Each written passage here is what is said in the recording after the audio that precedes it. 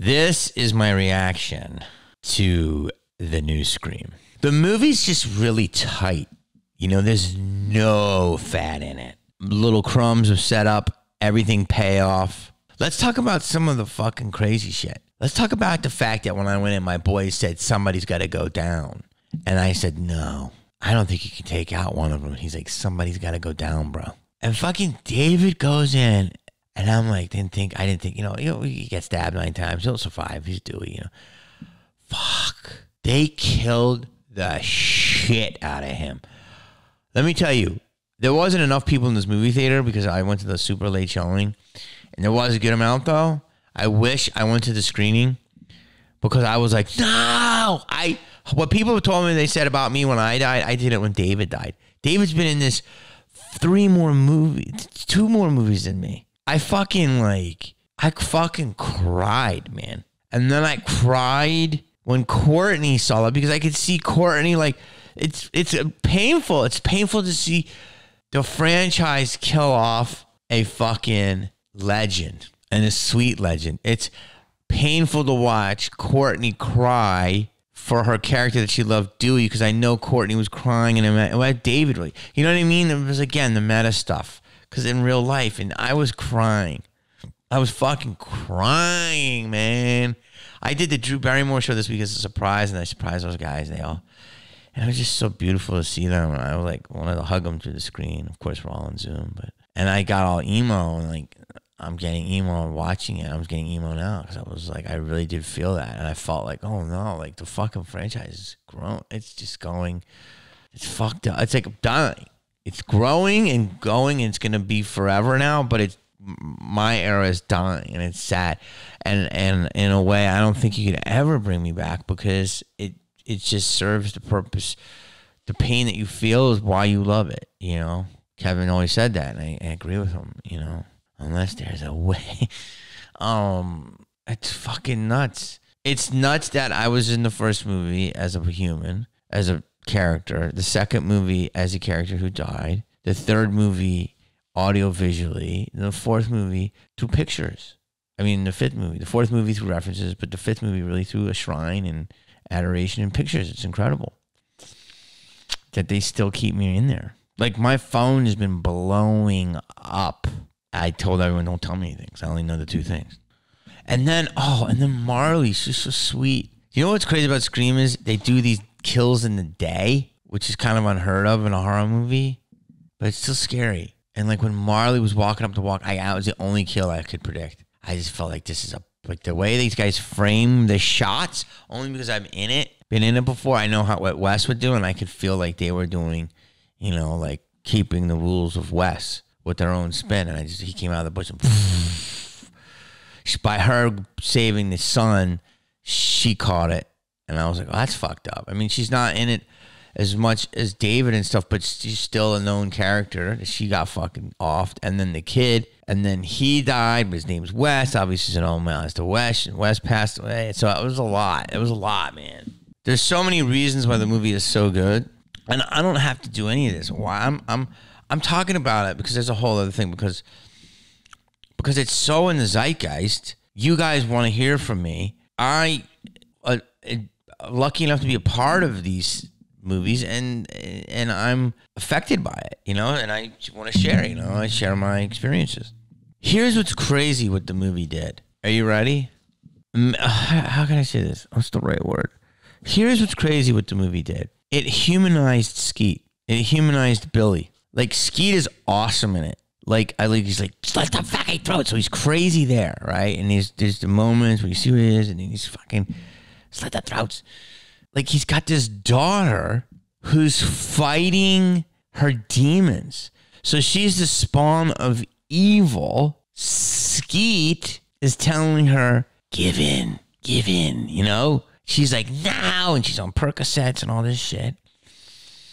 Then she sees the fucking knife and goes, never fuck with the daughter of a serial killer. And she goes, so Jack Quaid calls her the villain, but really because she was a bastard spawn of demon Billy, but yet she's the hero because blessed by Sydney.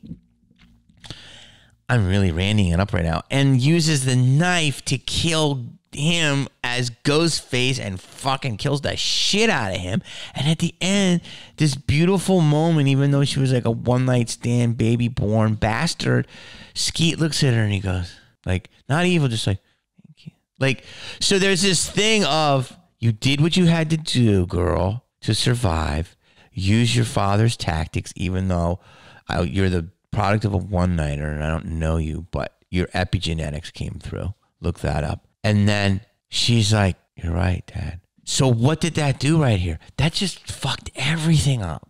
Because the fact Billy Loomis is somehow humanized and you almost feel sympathy for him, fucked my brain up. Like, Neve has to be sweet to this girl who, the daughter of her boyfriend who tried to kill her and killed all her friends and tried to kill her dad. Might have killed her mom. But yet you understand why Skeet told the daughter that, and then you feel that Sydney blessed the daughter and said you had to do what you had to do, and like, that's your father, that's not you. I understand you don't want any part of that. So you have this beautiful legacy heroine, Scream Queen, which is Neve Campbell, but Sidney Prescott, and then she tries to help the spawn of evil, and it totally works. And Billy, that was a Cobra Kai moment. That's what I want to say. That just turned the series on its head.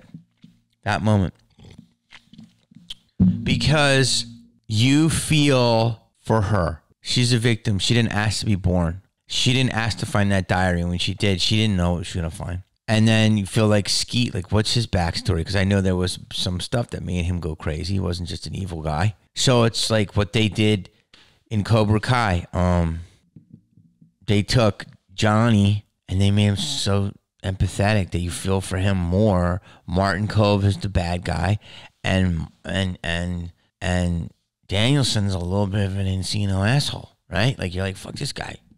Like, well, I roll with Johnny. Johnny's he took his girl, he fucked shit up in the 80s, he fucked his knee up in a tournament. Like, that's what this is. So now this girl, I don't know what their plans are. The torch obviously was passed. Well, not really, because Neve's alive. And I feel like, I don't know. Like, I feel like they were in the movie a perfect amount. They're not in the movie as much as I thought they'd be. But that when they're in the movie, it's very powerful and it makes complete sense because they're there almost as a Sherpa, you know? And that's what they're doing. Like, you know, not to bring myself into it again, but, you know, I am an actor. When I did Tremors, they introduced my character as Bert's son, and the next one, Bert was sick for a lot of it. And I did a lot of Bert-esque things, like training me to be the next Bert. And then obviously Napoleon Dynamite somehow got involved. But here's what I'm trying to tell you. You get what I'm saying. You know what else this movie has? Is I don't know how many people are going to get this, but again, never heavy-handed at all, this movie, but a lot of messages. Women empowerment. Which all the way, but Scream has always been about strong women, surviving women, even though you see women get killed, which is, you know, hard to see. You also see women survive, like, you know, Gail Weathers, tough, strong, beautiful, independent. Homage to the scene at the end, which it was Courtney, Neve, me standing over the body, she's like, do it again, but it was Courtney, Neve, and Billy's daughter. I forget all these actors' names. I'm so sorry if I don't know all. Don't be mad, guys. And then Jenna Ortega comes in, who also survived. I'm so glad she was a good character because I didn't want her to be a murderer. But it was 4 women, different generations of women. And it was natural and fit. Like, yo, we know what's up. So you got these guides in Courtney and Neve, and then you got the new generation who are like, what the fuck's going on? And then it's so meta because it's spawned, like Jack's speech. I got fucked up. Like, so who is the other character who was a killer? She did it because why? Her parents moved into the house and then she became obsessed, which makes sense. And internet went down. The 4chan, Reddit, that shit's just real. 8chan, that's just real. That does make sense with the radicalization. And, you know, you can go down that rabbit hole of Alex Jones and stuff. And So I believed it. And then her parents bought the house. She became obsessed. She became like an emo, you know, like 30 Seconds to Mars freak, and like jumped the shark. And it was like murder is like the religion of this house. And then I forget what Jack Quaid, somebody tell me in the comments what he was, whose son? And he seemed like a frustrated writer, and he's like, what about my ending? Like it was good. And then it was just a brilliant line, right? It's like, it's not in this movie. And I think Neve said, this isn't a movie. And he goes, it will be, which is brilliant. That's the only way you could do that. That's the only way you could do that line. My movie in his head, right? In his fucking echo chamber. As we're watching it, it was like, whoa, did they break the fourth wall? And she goes, it's not a movie. And he goes, it will be, which it will be. Like, who's the guy with me on the couch? I liked him, but who was that? That was like the Vivid Video version. Every time they cut the stab, it was funny. It was like Vivid Video. You know what I'm saying? I felt it was the porn version, the porn version of Jamie Kennedy. I felt at any moment that dude with the big hog that was in all the pandemic was going to pop out, float by. You know that dude? That black dude with the big hog. He's always sitting down. I thought he was just going to... Okay, here's another question I have in the comments. Dewey Riley, Officer Hicks, which is Marley... Wes Hicks was her son. Who was Marley's husband? Who's his father? Is he Stu Macher's like relative? And then he died. He was a sweet kid, man. And I feel like fuck. They just got that kid in, and he's fucking deader than shit. There's so much respect and care and taken with the making of this movie. It's just so well done. And it's just like, here's what the baseline is of the movie. Here's your base canon, if you will. So they took the legacy canon, took that lineage and Ghostfaced it up with a new generation, homages to the old. Then reluctantly, the old came back. I mean, they did. Reluctantly, the characters killed people so they would draw them into their mousetrap. It's brilliant. Serial killer thought, but it's also brilliant writing and directing and editing of like, that's how we would do it naturally. Everything naturally played, like nothing felt unnatural. Like I believed all of it, and I've been in it. So I was like, I was like fucking like looking at the neighbor AMC next to me. I'm like, what's up? The house, like there's a lot of stuff with the shots and basement and sitting at the door, and you know, obviously at the end when they are in there and then they do that wide pull out, that awesome like early morning sun. I hope that was real because it looked real with the sun, and you know, it's an homage to the original and the murder and Stu's house, and then you see the characters and Woodsboro Medical Regional and the thumbs up, and a lot of Easter eggs in this movie. And I think that's what this movie is. That's exactly when Jack Quaid's character said it brilliantly. It's like, there's also a real fight in this movie. There's a real fight. There's a generational fight. The Babadook, which I've never seen. But I know like a hipster chick is like, oh, you go to see the Babadook. And like, that's the new generation of horror. Hereditary, which is insanely great. The Witch, Insidious, Jordan Peele. So like there's this new like generation obviously of like psychological horror and Scream.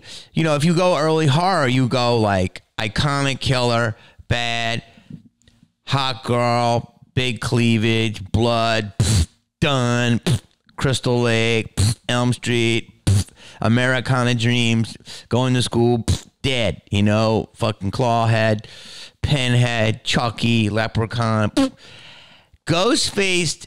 I don't think he's Ghostface. Oh God, I'm so good right now. I really am right.